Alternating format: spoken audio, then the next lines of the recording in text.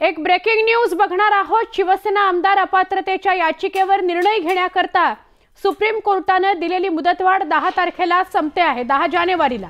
अशात विधानसभा अध्यक्ष राहुल नार्वेकर यांच्या निर्णयाकडे महाराष्ट्राचं लक्ष लागलंय। सर्वोच्च न्यायालयाने निश्चित केलेल्या मुदतीत म्हणजे येत्या बुधवारी 10 तारखेला मुख्यमंत्री एकनाथ शिंदे यांच्यासह शिवसेनेच्या दोन्ही गटाच्या आमदारांच्या अपात्रतेवर विधानसभा अध्यक्ष राहुल नार्वेकर निर्णय जाहीर करतील। 19 महिन्यांनंतर राज्यातल्या सत्ता संघर्षावर विधानसभा अध्यक्ष राहुल नार्वेकर निकाल देणार आहेत।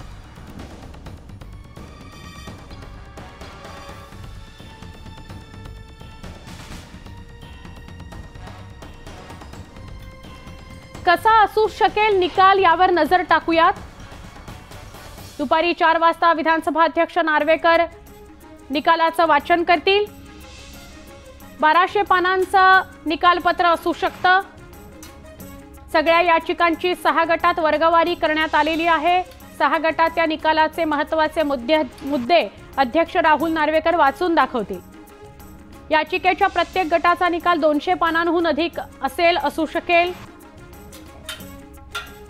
हे 6 निकाल एकमेकांपेक्षा फार वेगळे नसतील। सविस्तर निकालाची प्रत दोन्ही गटांना नंतर पाठवली जाईल।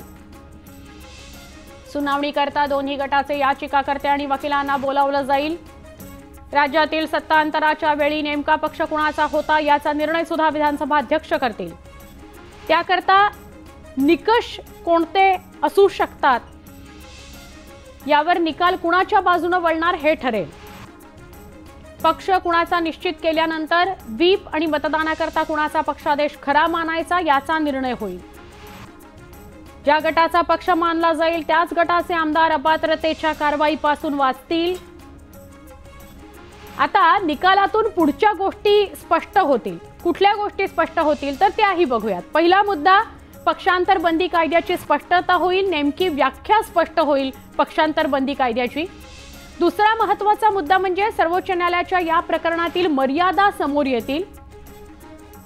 आणि तिसरा महत्त्वाचा मुद्दा म्हणजे अशी जी प्रकरणं असतात त्या प्रकरणांमधल्या अध्यक्षांची कार्यकक्षा काय आणि अधिकार काय हे स्पष्ट होतील।